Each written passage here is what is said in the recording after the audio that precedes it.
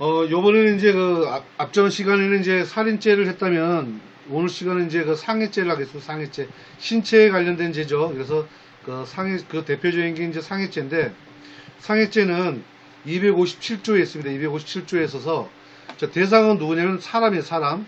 짐승이 아니라 사람입니다. 사람의, 어디냐면은 신체. 사람의 신체를 어떻게 해요? 상하게 합니다, 상하게. 상하게 하면은, 그럼 여기서는 이제 사람은 앞에서 다뤘고, 그러면 신체를 어디까지를 볼 거냐? 그리고 이제 상했다는 건 그 상해라는 게 어디까지냐? 그래서 상에 대한 개념. 그랬을 때는 효과가 7년 이하의 징역, 10년 이하의 자격정지, 그 다음에 1천만 원 이하의 벌금에 처한다. 이게 지금 다, 같이 다 처벌할 수 있어요, 다. 그런 얘기입니다.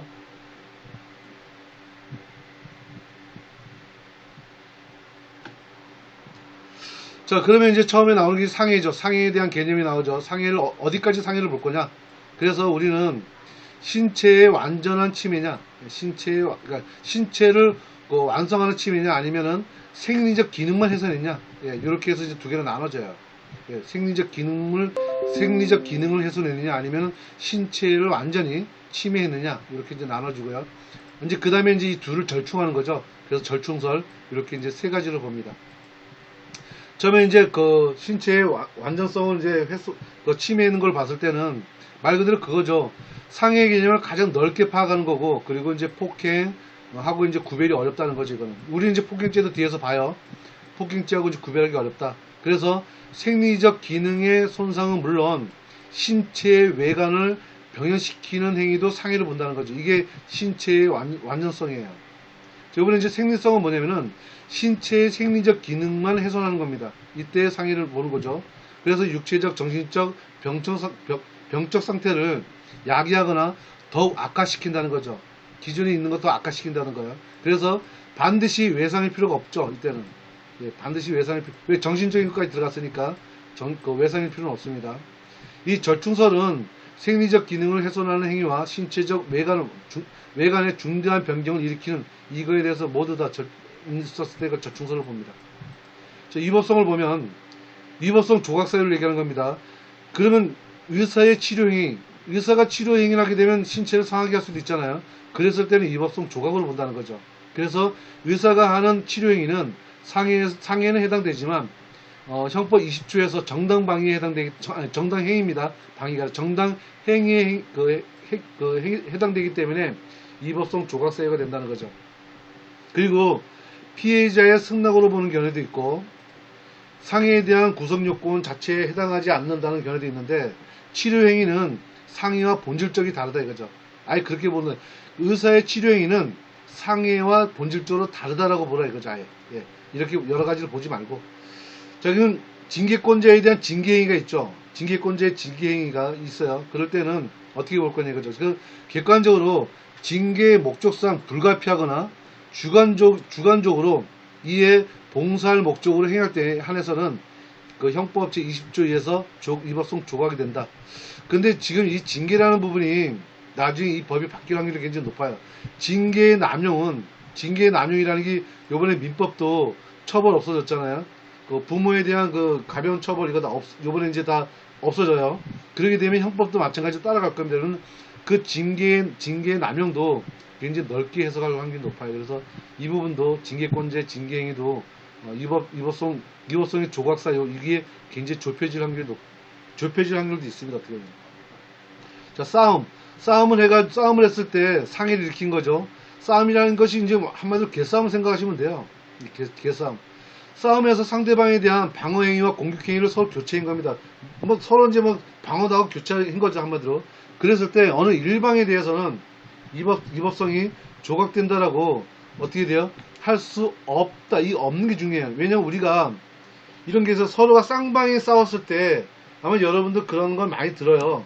경찰서에 가잖아요. 서로가 그냥 너가 올린 내가 올린 해서 막 싸우다 보니까 서로가 그냥 멍이 들고 막 난리가 났어요. 그랬을 때 경찰이 제일 먼저 이런 얘기를 해요. 서로 합의하라고 합니다. 왜? 쌍방 처벌합니다. 쌍방 처벌해요. 쌍방 다 처벌합니다. 끝까지 갑시다 하면 둘 다 처벌해요. 그렇기 때문에 웬만하면 합의하세요라고 하죠. 예, 그 말은 들어야 돼요. 그 얘기가 이 얘기입니다. 지금 여기 싸움이 있을 때 이보성 조각사유 안 되죠. 그럼 뭐예요? 양쪽 둘 다 처벌한다. 둘 다 처벌. 이게 뒤에 또 나와요. 뒤에 또 나옵니다. 요번에는 이제 그 상해죄인데 앞에 중이란 말 나오죠. 무겁게 하는 그 상해죄예요. 이럴 때는 이게 지금 여기서는 우리가 보시다시피 상해죄에서 다루는 게 이제 상해에 대한 개념이어서 상해에 대한 개념을 다뤘잖아요. 지금 이거를 심하게 한 겁니다. 심하게 훼손했을 때가 중상해죄에 들어가요. 자, 어떻게 사람의 상해를 어떻게 됐어요? 생명에 대한 위험을 발생하게 할 때 아주 심하죠. 어떻게 생명에 대한 위험을 발생하게 했어요. 그럴 때 또는 이 항에는 뭐라고 되어 있냐면 신체의 상해에 대해서 어떻게 불구가 되어버렸어요. 불치됐습니다. 난치에 대한 질병에 이르게 됐어요. 더 아주 심하죠. 아주 이렇게 심할 때는 준상해죄에 의해서 처벌한다 이거죠. 여기에 대해 각각 살펴보겠습니다. 상해에 의한 특히 중한 결과가 발생할 때 우리 이거 결과적 가중범위라는 걸 형법 총론에서 배웠어요. 중한 결과가 발생했을 때는 가중처벌하는 거 아시죠? 이게 뭐예요? 생명에 대한 위험을 발생하게 했을 때 이게 결과적으로 중한 결과가 발생됐잖아요. 뭐 이 불구, 불치, 난치 이것도 다 중한 결과가 발생된 겁니다. 이때는 가중처벌합니다. 생명에 대한 위험은 생명에 대해서 구체적인 위험을 얘기합니다. 생명에 대한 구체적인 위험. 끝까지 갔다 온 거죠. 이런 상황들이죠. 불구는 신체의 주요 부분이 절단되거나 기능을 아예 상실했을 때 이때는 불구라고 합니다. 불구. 자, 불치 또는 난치라는 거는 의료 치료에서 전혀 가능할 가능성이 없어요. 치료 가능성이 없습니다. 그리고 매우 곤란합니다. 이럴 때는 불치 난치로 봅니다. 이럴 때는 중상해죄로 봐요. 그 단어 자체를 하나하나 이제 분리 해석을 합니다. 이제 다 쪼개는 거죠. 쪼김으로써 이제 형법 강론은 이제 끝나요. 그리고 여기서는 지금 판례가 없는데 더 이제 깊이 들어가는 건 나머지는 다 판례예요. 판례는 다 책에서 찾아볼 수 있으면 찾아볼 수 있으니까 아마 그럴 것이고 뭐 여기서 이제 또 한번 얘기를 하면은 우리가 이제 기말이 과제죠. 중간도 과제죠. 이럴 때는 아마 그 1학기 때도 경험해봤지만 정리하는 것과 아마 판례를 굉장히 많은 점수를 많이 줄 수 있는 그런 걸로 아마 기준을 둘 거예요. 그래서 여러분들 책에 있는 판례 또는 시중에 있는 교재 책 이거를 반드시 참고 삼아서 과제문을 작성해야 됩니다. 전에도 얘기했던 것처럼 뭐 교재 없어요. 이 도서관 의지하지 마세요. 도서관도 폐쇄될 가능성이 굉장히 높아요. 그렇기 때문에 여러분들 큰 문고에 교보라든가 이런 큰 문고에 가가지고 형법 강론책 그 두 권 책을 위해서 거기서 필요한 부분을 사진을 찍어서 가져오시면 돼요. 사지 마시고 필요한 부분을 사진 찍어서 와서 판례를 옮긴다든가 그러시면 됩니다. 자, 그건 이제 또 간단히 또 얘기한 거고요. 자, 3회 보면은 기타 상해 치사. 예. 치사할 때 치라는 건 이르렀다는 얘기죠. 예. 그 처음엔 상해인데 어디 이뤘어요? 죽었다는 거죠. 처음에 신체를 이제 상하게 됐는데 나중엔 사망하게 이르렀다 해서 상해 치사입니다. 그 다음에 존속 상해죄 있죠. 존속 상해죄, 존속 중상해 또는 존속 상해 치사. 치란 말도 나왔죠. 이렇게.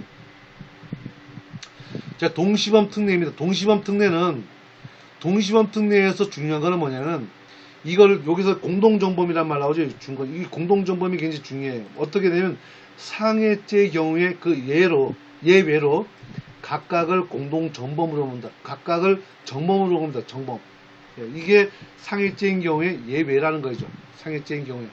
무슨 얘기냐면, 자, 보세요. 이제 동시범 특례는 256조에서 독립행위가, 각각의 행위가 경합을 해가지고 상해의 결과가 발생한 경우에, 이럴 때는 원인된 행위가 판명되지 않았습니다. 누가 어떻게 해가지고 판명되지 않았어요. 이게 뭐냐면, 떼거지로 가가지고 팬 거예요. 어떤 하나를 여러 명이 가서 팼습니다. 그러면 만약에 뭐 3명, 2명 이상이 막 패다 보니까, 팼다는 표현이 그렇지만, 막 때리다 보니까 어떻게 됐어요? 지금 신체가 상하게 됐다는 얘기죠. 그랬을 때, 누구가 때려가지고 어떤 결과가 발생했다는 걸 판명하기 어렵죠. 그래서 원인된 행위가 판명되지 않죠. 않는데 그 각각의 사람들은 뭐예요? 독립행위죠. 독립행위가 어떻게 돼서 경합했죠. 이런 떼거지로 가서 이제 사람 팬 거예요. 그랬을 때 상해라는 결과가 발생했습니다. 이럴 때 이제 동시범으로 처벌합니다. 어떻게 되냐면 상해가 이루어졌죠. 상해가 이루어졌는데 어떻게 됐어요? 이러한 원인에 의해서 이루어졌죠. 그때는 어떻게 돼요? 각각을 공동정범으로 처벌한다는 얘기입니다. 그런데 이거는 예외라 그랬죠. 상해죄의 경우에 예외라 그랬죠. 근데 원칙은 어떻게 됐어요? 원칙은 미수범입니다. 미수범. 원칙적으로는 미수범인데 이때는 이제 형법 19조를 적용했을 때예요. 원칙은 미수범이지만 우리가 강론에 갔을 때는 그때는 263조에 의해 가지고 공동정범으로 본다. 공동정범으로. 각각을 정범으로 본다는 거죠. 네. 그래서 상해인 경우에 2인 이상, 중요합니다. 2인 이상의 행위에 대해서 그 원인을 밝히기 어려울 때, 이때는 상해죄의 경우에는 각각을 공동정범으로 보는데 원칙이 아니라 그건 예외라 이거지. 그 예외입니다. 이거 굉장히 중요해요. 그리고 이거는 2명 이상일 때 발생하는 겁니다. 2명 이상일 때. 한 명의 경우는 절대 나올 수 없죠. 원인 행위를 피고인이 증명하도록 거증 책임 전환, 이 전환이 중요해. 거증 책임 전환을 시키는 것으로 규정하는 것이 다수설이다. 이게 뭐냐면 전환했다는 얘기는 뭐냐면 보통 피고인이 증명하도록 거점 책임에 대한 전환시키는 것은 상대방이 원래 책임을 증명해야 되는 책임 증명을 해야 되는 사람이 상대방인데 그 상대방이 아니라 피고인이 줘야 된다는 겁니다. 피고인이 증명하도록 거점 책임 전환시킨다는 거 이거 굉장히 중요해요. 자, 그리고 이 규정은 상해와 폭행치사뿐만 아니라 상해치사, 폭행치사에 대해서도 적용한다. 이게 뭐예요? 상해가 이루어지면 공동전범으로 처벌한다는 거예요. 이게 다. 예. 이 규정이 굉장히 중요합니다. 상해치사, 폭행치사죄 이런 것도 2명 이상일 때는 이렇게 공동전범으로 처벌한다는 거. 예. 자, 그렇지만 이건 달라. 이건 또 특별히 달리 봅니다. 강간죄죠. 강간죄. 강간죄는 일로 보지 않아요. 강간죄도 한 명이 아니라 여러 명이 강간할 때 있잖아요. 그죠? 여러 명이 강간할 때를 얘기하는 겁니다. 그래서 강간치상죄에 대해서는 적용되지 않는다. 네, 이건 적용하지 않습니다. 여러 명이 있습니다. 그거는 그냥 정범으로 처벌합니다. 강간죄로 처벌합니다. 강간죄로. 자, 이제 폭행죄. 이 강간이라는 것은 이건 나중에 뒤에 또 나오니까 이제 그때 가서 얘기합시다. 자, 폭행죄는 이 요건이 뭐냐면은 사람의 신체에 대해서 어떻게 했어요? 이번에 폭행을 가한 겁니다. 폭행을 가했어요. 위에는 지금 신체를 상하게 했죠. 지금 이게 상해죄는 신체를 상하게 한 경우고 이때는 폭행을 가한 자, 폭행을 했을 때 그때 이제 죄가 됩니다. 이때는 이제 2년 이하의 징역, 500만 원 이하의 벌금, 구류 또는 과료를 처할 수 있다. 자, 3항에 보면은 1항과 2항의 죄는 피해자의 명시적 의사에 반하여, 명시적 의사에 반하여 공소를 제기할 수 없다. 이게 뭐예요? 이게 이제 여기서 얘기하는 반의사 불벌죄라는 겁니다.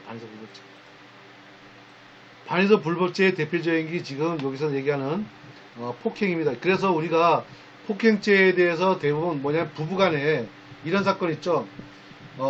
남편이 부인을 이제 폭행을 했습니다. 폭행을 하고 나서 그 다음날 막 비는 거예요. 비는 겁니다. 봐달라고 비는 거예요. 2번 다시 안 하겠다고. 그리고 또 폭행하죠. 예. 그래서 이제 이 부인이 참다 못해서 이제 고소를 낸 겁니다. 이제 고소했으니까 폭행죄가 성립됐는데 이거 지금 반해서 불벌죄죠. 보세요. 피해자의 명시한 의사에 반해서는 명시한 의사는 뭐예요? 피해자의 명시. 그러니까 내가 이걸 내가 고소해야 되겠다라는 고소하겠다는 그걸 의사가 없으면 그런 의사가 없으면 어떻게 돼요? 공소를 제기할 수 없다라는 거예요. 그 의사, 피해자의 의사. 예, 내가 이 사람을 고소하겠다라는 그 의사가 없으면 공소를 제기하지 못한다는 거죠. 이건 이제 공소라는 이런 얘기는 이제 그 형사소송법에서 나오는 얘기인데, 이건 이제 간단하게 이런 거예요. 쉽게 얘기하면은, 한마디로 이제, 고소했는데, 이제 이게 이제 폭행죄가 이제 성립됐단 말이에요. 그럼 이제 어떻게든지 합의를 하는 건 이제 부인한테. 합의를 하면 이제 부인이, 그래, 고소 안 할게. 이래버리면 이제 이게 없어지는 겁니다. 처벌이 없어지는 거예요. 그래서 이 공소란 말 나옵니다. 공소. 자, 참 이것도 참 법이라는 게 이렇습니다. 형법이라는 게 이래요. 대표적인 여러분들 좀 인식하기 쉬우라고 제가 예를 그렇게 들은 거예요. 이게 폭행입니다. 폭행은 어떻게 돼요? 그 부인이 고소를 하지 않으면 공소권이 없습니다. 예, 이게 대표적인 폭행. 자, 그럼 이제 폭행의 정의를 봅시다. 폭행의 정의는 이렇게 네 개로 나눠요. 사람의 신체에 대해서 유력을 행사하는 거죠. 폭행이 유력을 행사하는 건데, 이 정의보다도 광의의 폭행, 최강의 폭행, 광의의 폭행, 그 다음에 협의의 폭행, 그 다음에 최협의의 폭행. 이 중에서도 여러분들 협의의 폭행에다가 별표 3개 정도 체크하세요. 협의의 폭행. 우리가 알고 있는 폭행은 협의의 폭행입니다. 우리 폭행죄는 협의의 폭행이에요. 그러면 최광의의 폭행은 소유죄나 다중불해산죄가 최광의 폭행이고요. 이런 대상을 제한을 두지 않아요. 그 일체 유형을 행사만 하도 최강의 폭행이라고 봅니다. 광의 폭행은 여기서 보시죠. 강요죄 대표적으로 강요죄가 여기에 들어가요. 공무집행 방해라든가 특수도주죄 이런 건 다 광의 폭행으로 봅니다. 근데 우리가 알고 있는 폭행은 협의의 폭행입니다. 협의의 폭행. 사람의 신체에 대한 유형력을 행사할 때 우리가 알고 있는 폭행은 요거예요. 그래서 협의의 폭행이 우리가 얘기하는 폭행죄다. 그리고 최협의의 폭행, 이것도 중요한데 최협의의 폭행은 강도 강간죄밖에 없습니다. 폭행, 최협의의 폭행, 이것도 체크해주세요. 강도 강간. 이건 상대방의 반항을 불가능하게 하죠. 그리고 또 현저하게 곤란하게 하죠. 그래서 이렇게 강도 높은 유형력을 행사할 때, 이때는 최협의의 폭행이라고 합니다. 요 4개 구분하시는데, 협의의 폭행이 가장 중요하고요. 그 다음에 중요한 건 최협의의 폭행입니다. 요 외에는 특별히 중요하지 않아요. 어떤 죄만 있다라는 것만. 그리고 요 죄는 뒤에 또 나오니까 그때 봅시다. 자, 언어폭행. 예, 정신적 폭행이죠. 그리고 무형력까지도 폭행으로 보는 경향이 넓어진 폭행 개념에 대해서는 이를 강폭한 행위로서 제한하자는 주장이 있다. 이게 이제 대법원 판례가 이렇게 나와 있어요. 이런 거, 언행 폭행까지는 너무 과하지 않느냐. 이렇게 이제 대법원 판례가 있다는 얘기예요. 반의서 불법죄 설명했어요. 이게 뭐냐면 요게요. 피해자의 명시한 의사에 반하여 공소를 제기할 수 없다라고 딱 명시돼 있어요. 이렇게 제명에 이렇게 명시돼 있어야만 반의서 불법죄라는 게 성립이 됩니다. 자, 특수폭행. 특수폭행은 단체와 다중이란 말 나와요. 단체와 다중이 아니면 일반 폭행인데, 이 여럿이서 폭행하면 이게 특수폭행이 됩니다.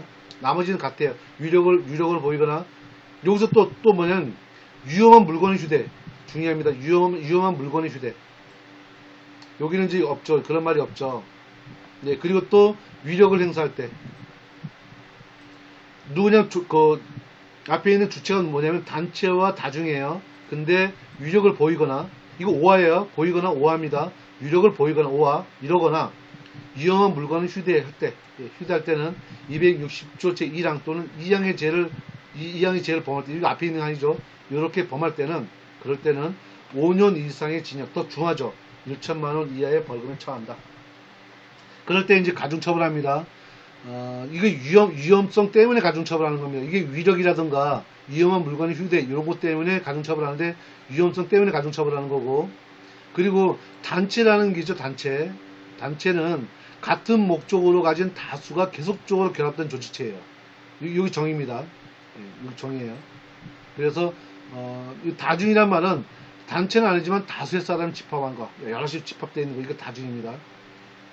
그래서 위력이 보인다는 것은, 유력이 보인다는 것은 사람의 의사를 제압할 만한 세력을 상대방이 인식시켜주면 됩니다. 중요한, 상대방에게 인식시키기만 하면 위력이 보인다라고 볼 수 있어요. 예. 그러니까 의사가 제압할 필요는 없어요. 필요 없어요. 상대방에게 인식시키기만 하면 위력이 보인다라고 보는 겁니다.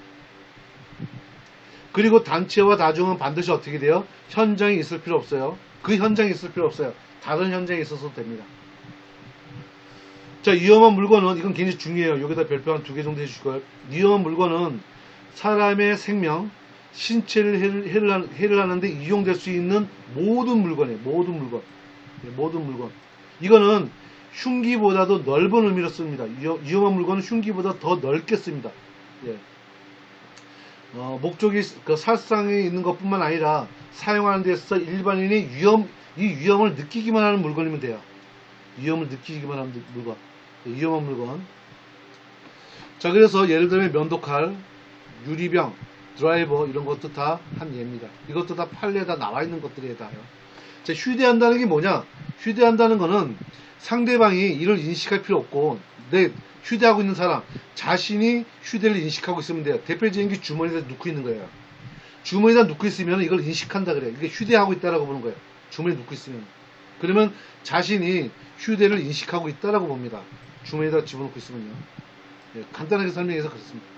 자, 세 번째는 기타, 폭행, 치란 말 나왔죠. 치사상, 상습, 폭행 또는 상습, 상해 또는 상습, 폭행에 대한 가중처벌. 자, 이제 폭행행위에 관한 법률 이건 이제 따로 되어 있는 법률입니다. 폭력행위 등, 이 등이라는 거는 폭력행위뿐만 아니라 여러 개에 대한 법이 있는 그 행위가 있는 거예요. 그래서 처벌에 관한 법률이라고 별도로 있어요. 그때 이제 이런 조항들이 있으니까 한번 읽어봐 주시고요. 자, 요번에는 이제 과실사상 또는 이제 낙태, 유기죄 이런 내용들을 이제 봅니다. 체포, 감금죄를 봅니다. 자, 이제 과실치사상 여기서 치할 때는 이제 과실로 죽음에 이르겠다라는 죄예요. 이게 과실치사상. 예. 과실로 사람을 죽게 이르게 됐다. 자, 내용을 보겠습니다. 266조 1항. 과실로 인하여 나오죠. 과실로 인하여 사람은 어떻게 돼요? 신체를 이게 사상이네요. 사상이니까 사하게인 거네요.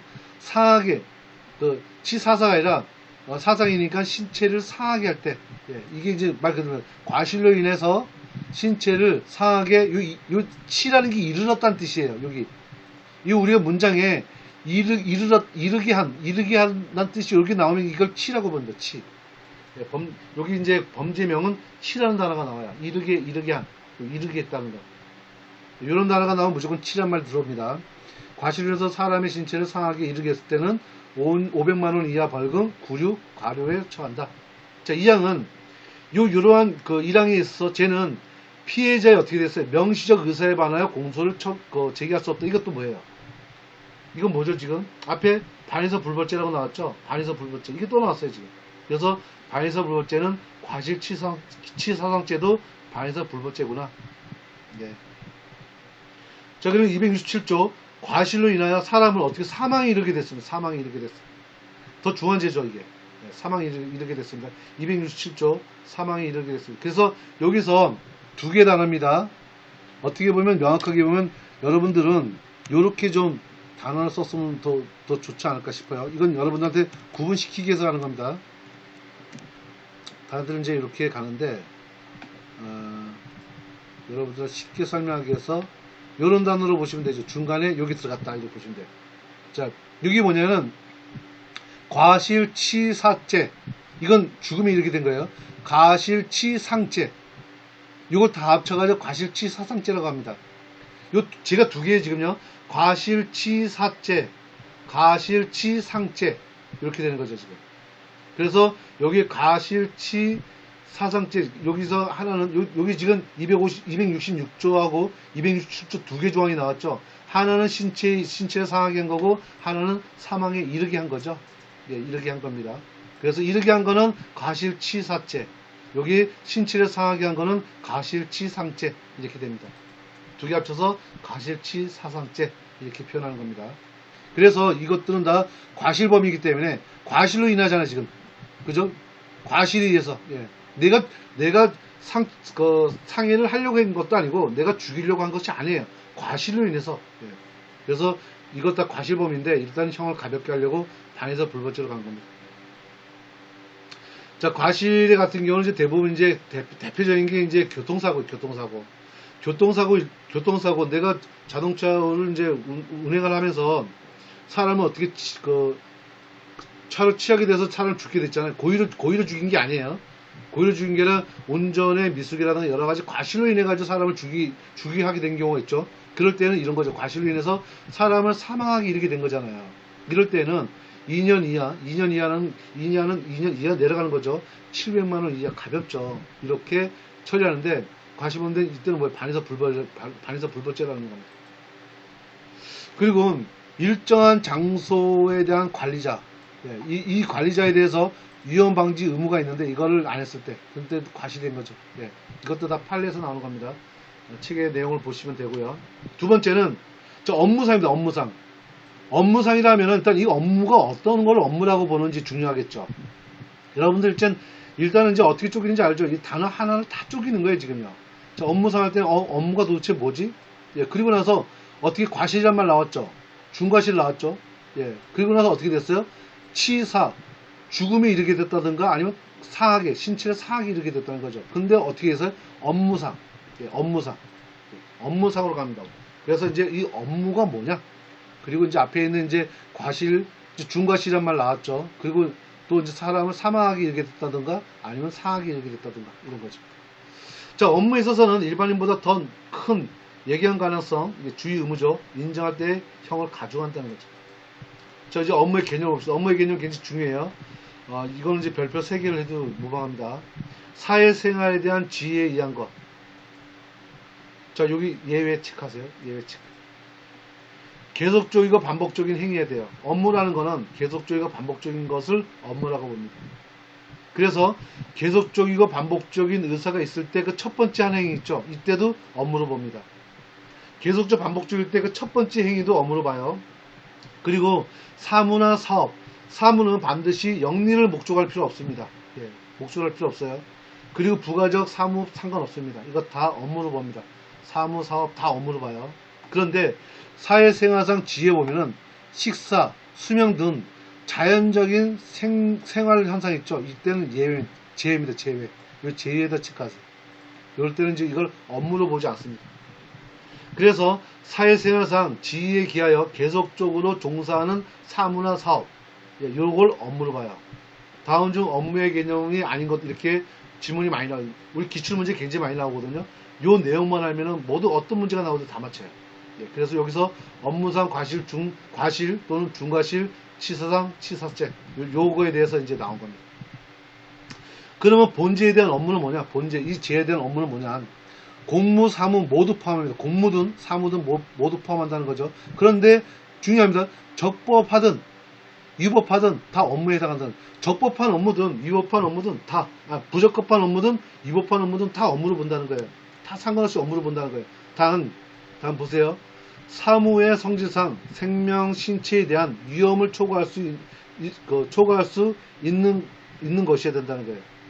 이렇게 우리가 지금 생명이든 신체든 그러한 위험을 초래할 수 있는 것이어야 된다는 거예요. 그 사무 자체가 무턱대고 가는 게 아니라 그 사무가 이 사무하고 완전 동떨어진 건 아니라는 거예요, 지금. 그래서 신체와 생명에 관련돼서 위험을 초래할 수 있는 그런 업무는 공적이든 사적이든 사업 업무든 아니면 부적법이든 위법이든 모두 해당된다는 거예요.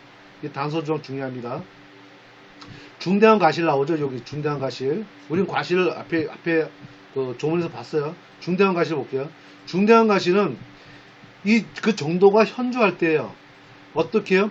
주의 의무 위반이 그냥 내가 충분히 고려할 수 있는데도 이런 거죠. 그럴 때는 이제 주의 의무 정도가 현저하게 이제 현저하게 이르렀을 때는 중대한 과실로 봅니다. 나머지도 일반 과실로 봐요. 자, 그래서 이제 우리가 지금 굉장히 이제 많이 나가고 있어요. 48페이지 이제 낙태죄 전까지가 했습니다, 지금. 자, 이제 낙태죄를 볼게요, 낙태죄를 보면, 낙태죄는 여기서 이제 부녀가, 자, 이제 부녀란 말 나왔죠, 여기요. 주체가 누구예요? 부녀죠, 부녀. 부녀입니다. 남자 아니에요, 부녀예요, 부녀. 그럼 부녀를, 누구를 부녀로 볼 거냐? 이제 이렇게 되는 거죠. 부녀가 어떻게 해요? 약물, 기타 방법을 했는데, 여기서 기타라는 거는, 항상 제가 법조문을 이렇게 해석하려고 해요. 여기 기타란 말로 하면 뒤에 있는 이 방법이라는 게 주입니다, 주. 이 방법은 여러 가지가 있죠. 부녀가 여러 가지 방법으로 그 방법 중에 하나가 약물이에요. 약물 말고 여러 개가 있으면 그냥 기타라고 표현합니다. 우리가 일반적인 문장에서는 등이란 말이죠. 뭐뭐뭐 등. 뭐뭐뭐 등이 바로 기타예요. 근데 우리 법률 조문은 어떻게 문장이 만들어져 있냐면은 쭉 가다가 기타 다음에 이 나오는 지금 여기서 방법으로 나오죠. 방법은 여러 방법이 있는데 그 중에 한 예가 약물이라는 거죠. 그 얘기는 뭐냐면은 이 기타 앞에 있는 이 단어는 하나의 예예요. 예. 이 약물도 하나의 예입니다. 여러 개가 나올 수도 있죠. 그래서 약물은 하나의 예제입니다. 예제. 그래서 이 기타가 나오면은 모든 법조문에 기타만 나오면 무조건 그렇게 해석하셔야 돼요. 민법이든 형법이든 모든 법조문은 다 그렇게 해석하세요. 자, 그래서 이러한 여러 가지 방법으로 낙태할 때는 1년 이상의 징역 또는 200만 원 이하의 벌금에 처하는데, 여기 이 항에 보시면은 부녀가 또 촉탁하고 승낙이라는 말은 뒤에서 배웠죠. 촉탁, 그리고 또 승낙, 이렇게 해서 낙태를 하게 한 자, 낙태하게 한 자도 마찬가지로 이란과 마찬가지로 처벌한다. 그래서 여기서 이제 촉탁하고 승낙이 문제가 되는 거예요. 촉탁과 승낙, 대표적인 게 이제 그 산부인과 의사. 산부인과 의사가 아주 미묘하죠, 이때 이걸 승낙으로 봐야 되냐, 그죠? 승낙으로. 난 낙태해주세요. 예. 낙태해주세요. 촉탁이죠, 촉탁. 예. 촉탁이죠. 근데 이제, 부모의 손에 이끌려가지고 산부인과 갔어요. 그리고 이제 의사한테 갔단 말이에요. 그때는 승낙이 되는 거예요, 또. 다시 그때 이제 상황이 벌어집니다. 그래서 이때, 만약에 이게 재성립이 되면은 일반 낙태 본죄에 해당됩니다. 낙태죄 1항과 같은 형으로 1년 이상 또는 200만 원 이하의 벌금에 처한다. 이렇게 보시면 됩니다. 자, 사문화된 조항으로서 낙태는 실제로 많이 행해지고 있죠. 낙태는 많이 행해지고 있습니다. 그리고 이거는 낙태죄는 왜 그러냐면 태아의 생명권과 여성이죠. 산모죠, 산모. 여성의 자기 결정권 이 두 개가 대립되는 거예요. 누굴 우선으로 볼 거냐. 예. 누굴 우선으로 볼 거냐 했을 때 낙태죄는 태아의 생명을 먼저 우선으로 본다는 거죠. 예, 그렇게 보시면 됩니다. 그래서 낙태는 자연적 분만 이전에 인위적인 수단으로 태아를 모체 밖으로 배출시키거나, 그렇죠? 배출시키거나 어떻게 해요? 모체 내에서 태아를 죽여버리는 거죠. 예, 그게 낙태입니다. 예, 그건 이해하실 거예요. 그 이때 얘기하는 태아는 뭐냐? 태아는 우리가 그 진통소리라는 얘기 했었잖아요. 그 태아가 진통소리는 하나의 생명을 받잖아요. 그때는 살인으로 갑니다. 그렇지 않고 요때 태아는 수정란이 자궁에 착상할 때부터 그 형성되는 사람이 이르기까지, 형법상 사람이 되기 전까지는 진통소리에 따른 그때까지예요. 그때까지를 태아로 봅니다. 태아로. 자, 동의 낙태치 사상죄라고 제3항이 있는데, 동의 낙태치 사상죄는 결과적 가중범, 아까 가중범으로 그 중한범으로 처벌합니다. 결과적 가중범이기 때문에 중한범죄로 처벌합니다. 자, 의사 등 낙태와 부동의 낙태의 가중처벌, 이것도 오히려 이제 의사에 의해서 이제 낙태했다 그러면 270조에 해가지고 더 중하게 가중처벌을 한다. 그런데 모두 다 피해가죠. 그게 이유가 모자보건법에 대한 위법성 조각세 때문이에요. 모자보건법상 이러한 조항일 때는 위법성 조각, 범죄에 성립되지 않는다 그래요. 그 대표적인 게 본인 또는 배우자가 일정한 정신장애나 신체의 질환이 있어요. 그럴 때는 낙태죄 인정합니다. 자, 본인 또는 배우자가 일정한 전염성 질환이 있을 때, 이때도 인정합니다. 또는 이 산모가 강간 또는 중강간으로 임신된 경우. 제가 볼 때는 중강간에 대해서 저는 의견이 좀 다른데, 아무튼 이제 여러분들 뒤에 이제 중강간을 따로 배워요. 뒤에서 배우니까 그때 좀 봅시다. 그래서 강간에 의해서 임신된 경우, 중강간에 의해서 임신이 되는지, 아무튼 그건 뒤에서 또 확인해 봅시다. 자, 네 번째, 법률상 혼인이 없는 경우. 자, 혼인할 수 없어요. 이제 법률상 혼인할 수 없어요. 친족관계 있죠.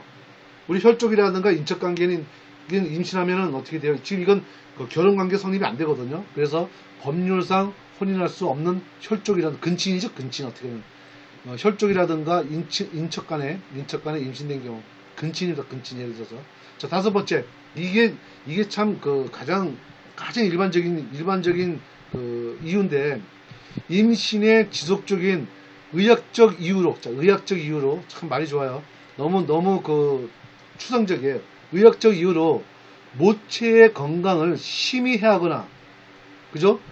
해하거나, 해하고 있거나, 해할 우려가 있을 때, 이게 뭐냐면은, 자, 임신했는데, 산모가 감기약을 먹었어요. 자, 의학적 이유죠, 지금. 단순히 약을, 나 수면제 먹었어. 감기약 먹었어. 나 진통제 먹었어. 누구나 그럴 수 있잖아요. 나 임신했지 몰랐어. 그러면 여기 의학적인 이유는 어떻게 돼요? 건강을 건강을 심히 해하거나 해할 우려가 있다라고 딱 판정해 버리는 거예요. 그러면 어떻게 돼요? 그런 이유를 소견서를 쓰면은 이 지금 산부인과 의사는 낙태를 합니다. 이거 산부인과 의사한테 소견서 쓰면 돼요. 그 대신에 이제 어떤 상대방이 있으면은 남편이라든가 있으면은 남편의 동의를 이제 한다라는 전화상에 녹음한 내용이라든가 이런 거 있으면 또 가능합니다. 자, 단 수술은 의사에 의해서 이루어져야 하고 본인과 배우자 간의 동의를 얻어야 되죠. 예, 당연합니다. 예, 당연하게 배우자의 동의는 당연히 얻어야 됩니다. 모든 거 다 얻어야 돼요. 자, 임신한 날부터 28주라는데 요거는 뭐 주수는 그냥 다 주시고요. 자, 그런데 중요하죠. 자, 이런데 이제 여기 안 들어가 있는 게 뭐예요? 사회적으로 경제적 이유로. 예. 나 돈 없어. 너무 가난해. 이거 이유 안 돼요. 사회적 경제적 이유 배제. 이거 지금 낙태죄 성립됩니다. 자, 기한 방식이라든가 적용 사회 방식, 그 다음에 상담의 조건으로 낙태 허용. 예, 이런 것들, 이건 다 이제 낙태죄 되는데, 낙태 조항은 합헌입니다. 그래서 태아의 생명권을 존중하기 위해서 낙태 조항은 합헌으로 인정했어요. 근데 지금 이걸 없애자고 하죠. 지금 낙태 조항 의미 없어요. 왜? 저도 개인적으로 지금 4명이나 지금 반대 의견이 나왔어요. 지금 삐까삐까하죠. 한 명만 더 나오면 이제 넘어가는 겁니다. 그래서 저는 이 5항 있죠, 5항. 이 5항, 의학적인 이유로 만약에 낙태할 수 있다 그러면 누구나 다 낙태할 수 있어요. 이런 이유로 하면 누구나 다 낙태할 수 있습니다. 내가 뭐 감기약 먹고 가면 돼요. 복용했다 그러면 됩니다. 그래서 이러한 지금 모자국 보건법, 이 모자국 보건은 아무 의미가 없어요. 지금 이건 있을 필요가 없는 조항입니다. 제가 볼 때.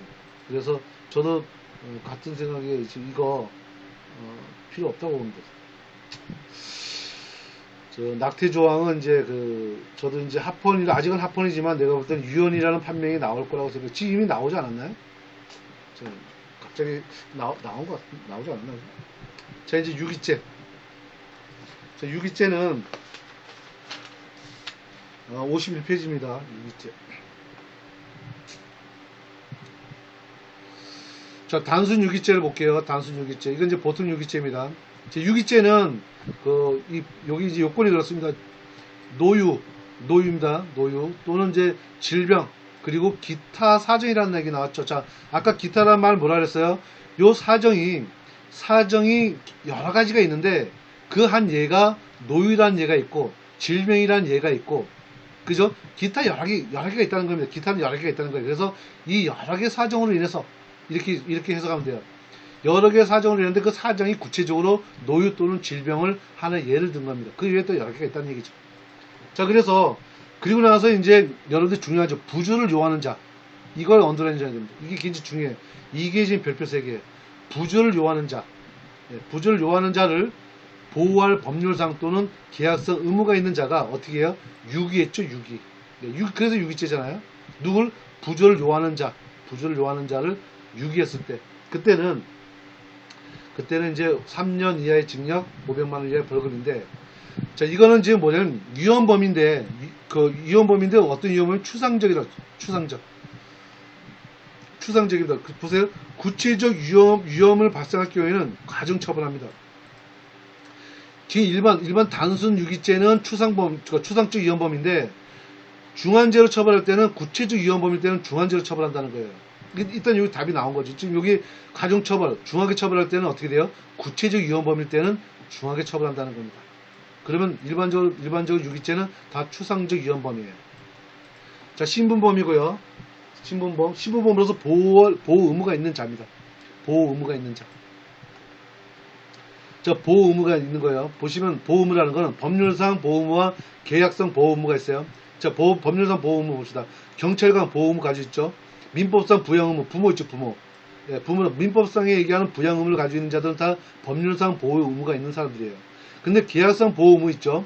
이거는 반드시 명시할 필요가 없습니다. 그건 서로가 합의에 의해서 이루어지는 거기 때문에 그렇습니다. 자, 또는 유기와 제3자 사이에 계약이랑은 상관없습니다. 계약이랑 상관없습니다. 유기자와 제3자 사이의 계약이라도 전혀 상관없습니다. 여기다 해당된다는 겁니다. 자, 그 밖에 관습, 조리, 사무관리 이런 거에 의해서 보호 의무가 포함된다는 소수설이 있는데, 자, 그러나 다수설과 판례는, 다수설과 판례는 이 법률과 계약 요 두 개에 제한한다. 예, 요거 이제 요 중요합니다. 이 나머지는 다 그 소수설이고 요 법률상과 계약상의 보호 의무만 인정한다는 겁니다. 판례는. 그래서 여기 하는 유기죄는 여기 부조를 요하는 자입니다. 부조를 요하는 자. 저기 부조를 요하는 자는 이제 꼭 이제 살펴봐야 되겠죠. 누굴 부조를 요하는 자인지. 자, 개체를 봅시다. 노유, 질병, 기타 사정으로, 이 사정은 예를 들었죠. 그리고 뭐예요? 부조를 요하는 자. 이 부조를 요하는 자가 누구냐 이거죠. 예. 자, 보세요. 신체적, 육체적 결함 나왔죠. 이제 신체적, 정신적, 육체적으로 결함으로 어떻게 돼요? 타인에게 도움을 받지 않고서는 일상생활을 하지 못하는 그런 사람들 있죠. 그런 사람들을 여기서 얘기하는 부조를 요하는 자예요. 그래서 자신의 생명, 신체에 대한 위험을 스스로 극복하지 못하죠. 이런 자들은. 어떻게, 왜? 정신적이라든가 육체적으로 결함으로 인해서 도움을 받지 않고서는 일상생활을 할 수가 없는 자들이에요. 우리가 이제 그런 자들이 많죠. 그런 자들. 그들은 다 부조를 요하는 자예요. 부조를 요하는 자. 자, 말은 좀 어렵지만 이제 이해가 갔죠. 부조를 요하는 자들에 대한 정의가 딱 이렇게 나온 겁니다. 지금 이렇게. 자, 여기서 또 하나 보면 정신적, 육체적이라고 나왔죠. 경제적이라는 말 안 나왔죠. 생계 유지가 어렵다. 경제적인 이유로 여부조자들 있죠. 이걸 요하는 자. 네. 여부조자는 여기에 포함되어 있지 않아요. 경제적인 이유를 가지고 있는 자들은 여기 포함되어 있지 않습니다. 이 경제적인 이유 시험이 잘 나옵니다. 이게.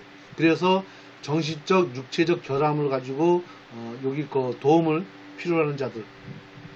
자, 부조의 여부는 연령에 따라 획일적으로 정해져 있지 아니하고 구체적인 사정에서 정해지죠.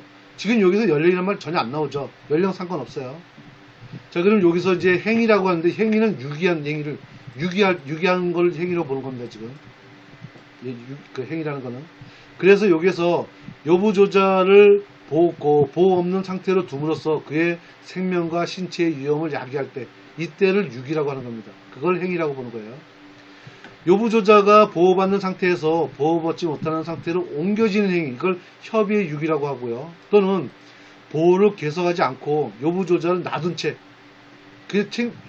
철폐 놔둔 거예요. 그때는 광의의 유기라고 봅니다. 이런 것들 다 어떻게 돼요? 협의의 유기든 광의의 유기든 모두 어떻게 돼요?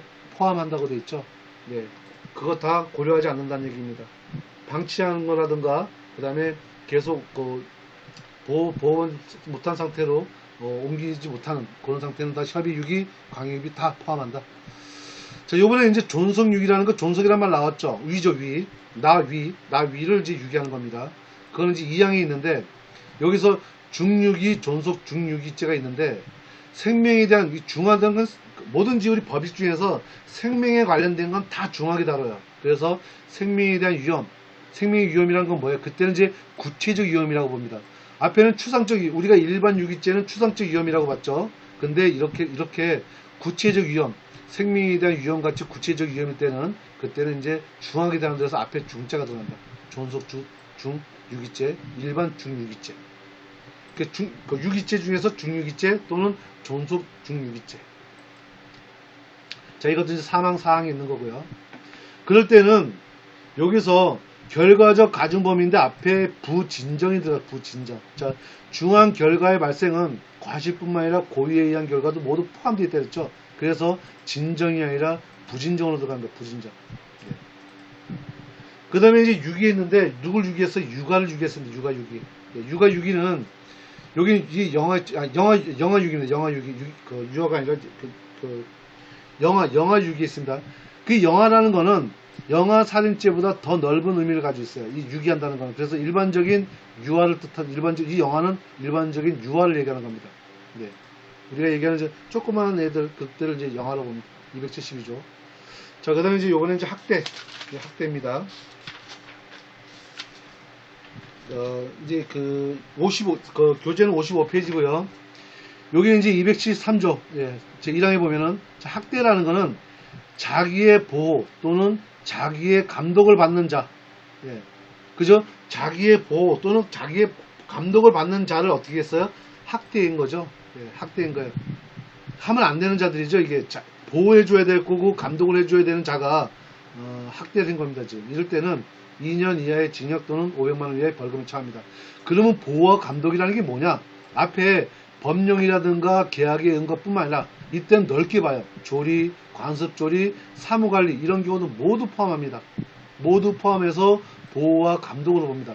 앞에 얘기할 때 6위는 달랐죠. 6위는 요 두 개만 봤죠. 6위는 그 의무사항이 법률상 보호 의무와 계약상 보호 의무를 제한했는데 여기서 얘기하는 학대는 넓게 봅니다. 넓게. 예, 넓게 보는 거예요. 그런 부분을 보시고 이 학대는 육체적인 고통뿐만 아니라 정신적인 고통, 가하는 것도 다 포함합니다. 예. 자, 넓게 본다는 거. 그리고 자기 또는 배우자에 대해서 직계 존속에 대한 학대는 직계 존속이 나왔으니까 마찬가지로 가중처벌. 예. 직계 나오면 무조건 다 가중처벌했어요. 형법은. 이게 뭐예요? 우리 유교 사상에서 나오는 얘기예요. 이게 다.